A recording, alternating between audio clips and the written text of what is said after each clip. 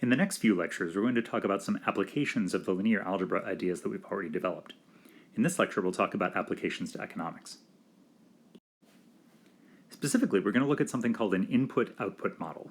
And the idea here is that we suppose that an economy is divided into sectors, and each sector outputs goods and or services, and those goods and services are then purchased by the other sectors.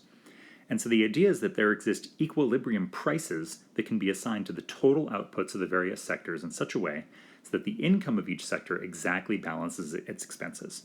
So this idea of equilibrium is really important in economics, the idea being that economies naturally gravitate towards those equilibrium points.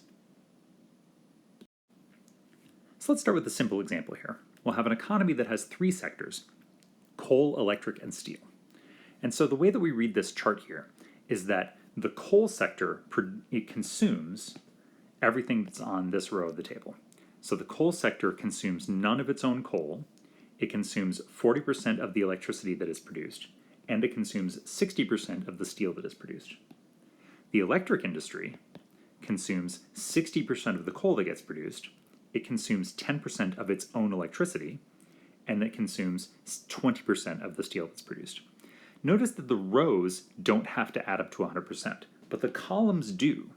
So this column represents all of the coal that is produced, and 100% of that coal that gets produced has to get consumed by somebody.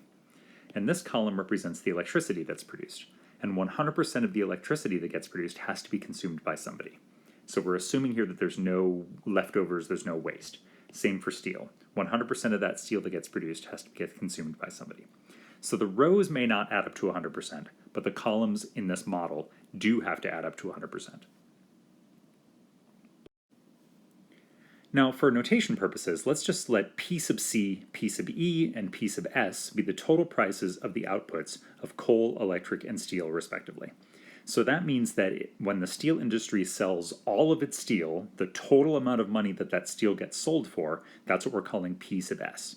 Same for P sub C, the total cost of coal, and P sub E, the total price of electricity. So since we're assuming that the income from each sector equals its expenses, we can set this up into some equations. So for the first equation, the price of coal, all of the coal that gets sold, has to equal the amount of money that coal spends. So remember, the row labeled coal, this is how much money coal spends. So this is what coal buys. And what coal buys is equal to the total price that they get from what they sell. And so the second row of the table, that's what electric buys.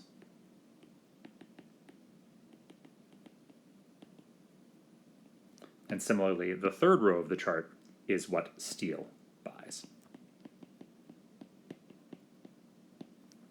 And so if we look at, for example, the electric sector of our economy, the total amount of money that electric gets from selling all of its electricity, that's P sub E, is equal to the total amount of money that the electric industry spends on all its other stuff.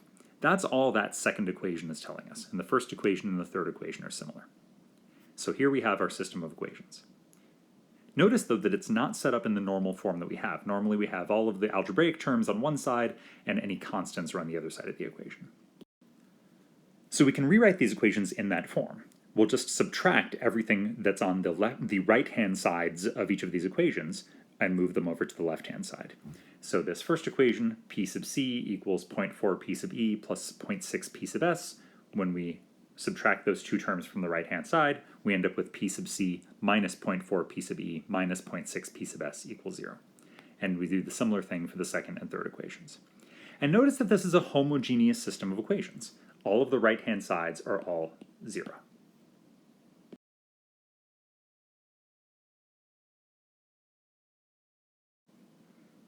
Now we've talked a lot about how to solve homogeneous systems, so we're going to jump to the end here. So we solve that in the normal way. We set up an augmented matrix, we row reduce it, we write the solution in equation form, and then we write that in parametric vector form.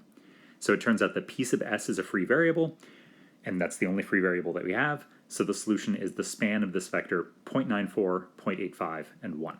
And here we've rounded to 2 decimal places. In general, you'll be told how many decimal places you want to round to. And it's not a surprise here that, as usual, our homogeneous system does have an infinite number of solutions. In this case, there's one vector in our that we're spanning to get our solution. In general, we could have multiple vectors.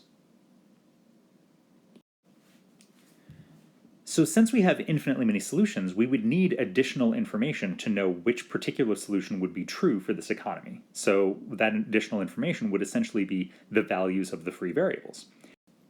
So if we happen to know, for example, that the price of the steel sector was $100 million, then P sub S is 100 million, and that tells us that P sub C is 94 million, and P sub E is 85 million. Now, in general, these input-output models can involve hundreds of economic sectors, and those would be modeled by a homogeneous system with hundreds of equations. That certainly isn't something that we would want to solve by hand. So at that point, we would turn to some kind of computer algebra system like Mathematica to solve these systems quickly.